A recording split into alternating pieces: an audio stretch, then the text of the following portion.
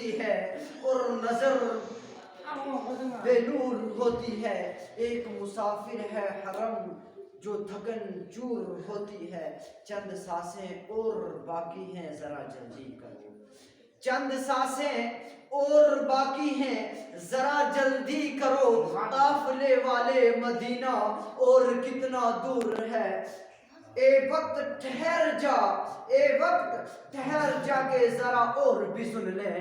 اے وقت ٹھہر جا ذرا اور بھی سن لیں. لمحہ لمحہ یہ بار نصیب نہیں ہونے والا. حضرات اب آئے میں آپ کے سامنے تقریر کے لیے ایک ایسے مقرر کو دعوت سخن دوں گا جن کی آواز سننے سے پورا مجمع مچل اٹھتا ہے, جن کی آواز اتنی پیاری ہے کہ آقا کائنات فرماتے ہیں جب میرا ایک عالم دین دنیا والوں کو سمجھاتا ہے, دنیا والوں کو دین کی چند باتیں کہتا ہے, تو اس وقت اللہ تبارک و تعالی اس کے لیے جنت سے ایک اینٹ سونے کی عطا میں آپ کے سامنے تقریر کے لیے محمد یونس رضا نقشبندی کو دعوت سخن دوں گا کہ وہ سٹیج پہ ہیں اور تقریر سے ہمارے دلوں کو منور فرمائیں.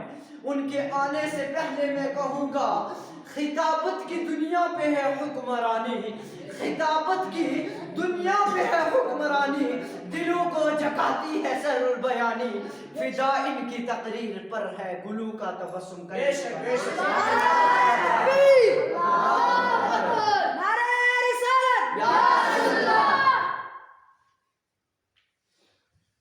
السلام علیکم ورحمۃ اللہ وبرکاتہ.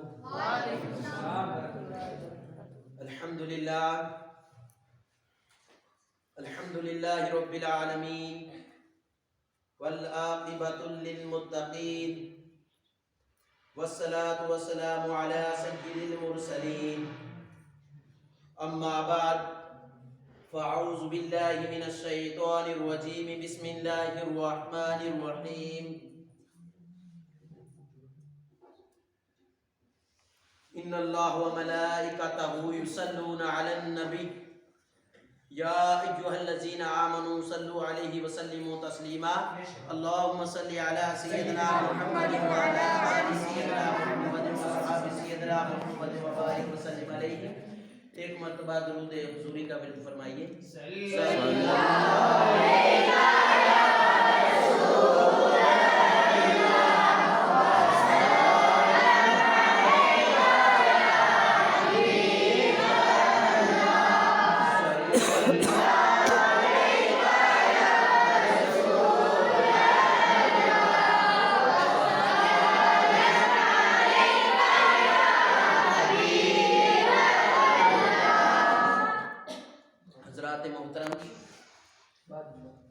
اللہ تبارک و تعالیٰ کا لاکھ شکر اور احسان ہے کہ اس نے ہمیں اپنے پیارے محبوب جناب محمد رسول اللہ صلی اللہ علیہ وسلم کی امت میں پیدا فرمایا, اس کے بعد تمام نعمتوں سے نوازا. حضرات محترم, حضرت فاطمہ الزہرا رضی اللہ تعالی عنہا پر بھی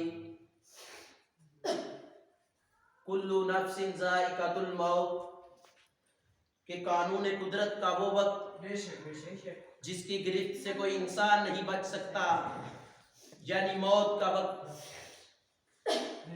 خالصہ کائنات صلی اللہ علیہ وسلم کے وصال کے 6 مہینے بعد ایک دن شیر خدا گھر تشریف لائے تو دیکھا کہ حضرت فاطمہ آٹا گوندھ رہی ہے. پانی گرم کیا جا رہا ہے. حضرت علی یہ بے وقت انتظام ہوتا دیکھ کر پوچھا, اے فاطمہ الزہرا آج کیا ہو رہا ہے؟ حضرت فاطمہ الزہرا کی آنکھوں میں آنسو آ گئے. عرض کیا آقا آج میں آپ سے جدا ہو رہی ہوں. آج رات میں نے ابا جان کو خواب میں دیکھا ہے کہ وہ میرے سرہانے کھڑے ہیں, ادھر ادھر دیکھ رہے ہیں جیسے کوئی چیز تلاش کر رہے ہیں. میں نے پوچھا ابا جان آپ کہاں ہیں؟ میں تو آپ کے غم میں تڑپتی رہتی ہوں, آپ کی جدائی میں جان سوختہ رہتی ہوں, تو آپ کہاں ہیں؟ تو ابا جان نے کہا بیٹی گھبراؤ نہیں, وہ دن گزر چکے ہیں, اب بہت جلدی آ کر تم مجھے ملو گی, میں تمہیں لینے کے کے لیے آیا ہوں۔ اے میرے آقا، معلوم ہوتا ہے کہ میرا آخری وقت آن پہنچا ہے، شاید میں آج تم سے جدا ہو جاؤں، اور آٹا اس لیے گوندھ رہی ہوں کہ اپنے شہزادوں کو روٹیاں پکا کر کھلا جاؤں۔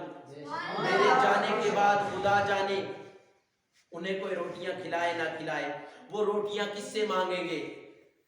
اس کے بعد کہا کہ کپڑے اس لیے دھو رہی ہوں کہ میرے جانے کے بعد خدا جانے ان کے کوئی کپڑے دھوئے نہ دھوئے، اور پانی اس لیے گرم کر رہی ہوں کہ اپنے شہزادوں کی زلفیں دھو کر گیسو سلوار کر انہیں دلہا بنا کر ایک بار جی بھر کے دیکھ لوں۔ اور پھر حضرت علی سے فرمایا، اے حضرت علی، میرے جانے کے بعد رونا نہ، اس لیے کہ اگر آپ روئے تو آپ کے رونے سے آپ کو روتا دیکھ کر میرے شہزادے بھی روئیں گے، ان کے رونے سے قبر میں میری روح کو بے قراری ہوگی۔ اور اس کے بعد کہا کہ آپ کو میرے جانے کے بعد دوسری شادی کرنے کی اجازت ہے، مگر خدا کے لیے میرے بچوں کا خیال رکھنا، وہ یتیموں کی طرح مدینے کی گلیوں میں نہ روتے پھرے۔ پھر کہا، اے میرے آقا، میرا جنازہ رات کو اٹھانا، کسی کو موت کی خبر نہ کرنا، اس لیے کہ میں نہیں چاہتی ہوں کہ لوگ میری میت کو دیکھیں، اسی طرح میرا پردہ داری ہو۔ پھر دونوں شہزادوں کو بلایا، سروں پر دست شفقت پھیرا، پیار کیا، سر منہ چوما، غسل دے کر نئے کپڑے پہنائے، زلفیں سنواری، پھر سینے سے لگا کر زار زار رونے لگی، کہنے لگی، اے شہزادو، میں نے تمہیں بڑے پیار اور محنت سے پالا ہے، میں نے تمہارے آرام اور خوشی کی خاطر اپنے دلوں کا چین قربان کیا ہے، میں تمہارے چہرے پر شکن دیکھتی تھی تو میرا دل دھڑکنے لگتا تھا، اب خدا جانے میرے جانے کے بعد تمہارا کیا حال ہو۔ پھر کہا کہ بیٹا حسین حسن تم سے بڑا ہے، اس کا احترام کرنا، بیٹا حسن حسین تم سے چھوٹا ہے، اس سے پیار کرنا۔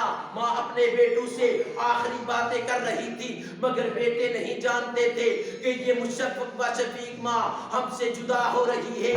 آج ہم اپنی ماں کے سایہ شفقت سے یتیم ہو رہے ہیں، آج ہماری ماں کا سایہ شفقت ہمارے سروں سے اٹھ رہا ہے۔ اس کے بعد امام حسن سے فرماتی ہے کہ زہر کا پیالہ اس وقت میری نگاہوں کے سامنے ہے، اور پھر بیٹا حسین سے فرمایا، اے بیٹا حسین، کربلا کے میدان کا وہ خونی منظر اس وقت میری نگاہوں کے سامنے ہے، تمہارے جسم پر تیروں کی بارش ہوتی نظر آ رہی ہے۔ پھر کہا کہ میں جانتی ہوں کہ تمہارے دونوں بیٹے علی اکبر اور علی اصغر بھی کربلا کے میدان میں خدا کے دین کے لیے شہید ہوں گے، اور زینب کے خیمے جلتے ہوئے اس وقت میری نگاہوں کے سامنے ہے۔ پھر کہا، بیٹا حسین، اس امتحان میں ثابت قدم رہنا، خدا کے دین کے لیے سب کچھ قربان کر دینا، مگر نانا مصطفیٰ کے دین کی لاج رکھنا۔ اور کہا کہ جب تم مدینہ سے کربلا کوچ کرو تو میری قبر پر بھی فاتحہ پڑھ کے جانا۔ پھر کہا کہ اے بیٹی زینب، جب تک تو زندہ رہے دونوں بھائیوں کو اپنے سے جدا نہ ہونے دینا، کربلا کے میدان میں بھی ان دونوں بھائیوں کا ساتھ دینا۔ اور اس کے بعد حضرت فاطمہ الزہرا نے کہا کہ میں جانتی ہوں کہ تمہارے بھی دونوں بیٹے اون اور محمد کربلا کے میدان میں خدا کے دین کے لیے شہید ہوں گے، مگر یہ قربانی خوشی سے دینا، لاشوں کا پہرا دینا۔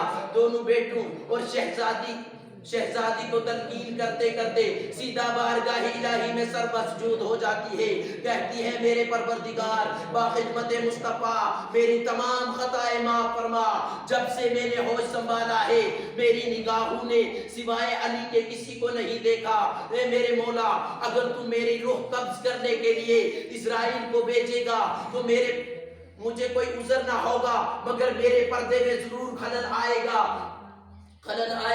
اے میرے مولا، میں چاہتی ہوں کہ میرا روح تو ہی خود قبض فرما. اس کے بعد حضرت فاطمہ زہرا کی التجا بارگاہ رب العالمین میں قبول ہو جاتی ہے. تو رب پاک نے حضرت فاطمہ زہرا کی روح مبارک خود قبض فرمائی. حضرات محترم 3 رمضان المبارک سن 12 کو اس دار فانی سے دار البقا کی طرف رحلت فرما گئی. انا للہ و انا الیہ راجعون. حضرات محترم حضرت فاطمہ الزہرا کی وفات کا ایک ناقابل برداشت صدمہ ہے. حضرت علی کی زبان پر کلمات صبر و شکر تھے مگر دونوں شہزادوں کی حالت ناقابل رحم تھی.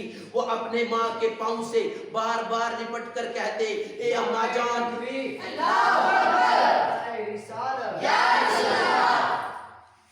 اپنی ماں کے قدموں سے بار بار لپٹ کے کہتے اے اماں جان تم ہمیں اکیلا چھوڑ کر کہاں جا رہی ہو؟ ہمارے کپڑے کون دھوئے گا؟ ہمیں غسل کون دے گا؟ ہم روئیں گے تو ہمیں چپ کون کروائے گا؟ اور ایک طرف بیٹوں کی اس آہ و پکار سے مدینہ میں ایک حشر برپا تھا.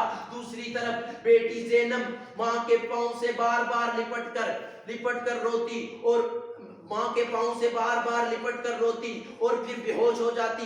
ہوش آتا تو پھر ماں کے پاؤں سے لپٹ کر روتی. حضرات محترم ان کے رونے سے مدینے کے در و دیوار رو رہے تھے. اس کے بعد حضرت علی نے دونوں شہزادوں کو اور بیٹی زینب کو پیار کیا اور چپ کرایا. انہیں خاموش کرانے کے بعد جب اولاد بطول کو چپ کرانے کے بعد حضرت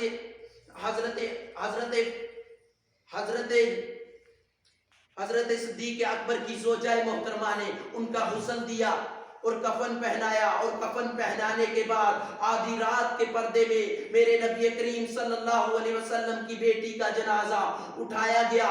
سیدھا جنت البقیع میں لے جا کر سپرد خاک کر دیا گیا. انا للہ و انا الیہ راجعون.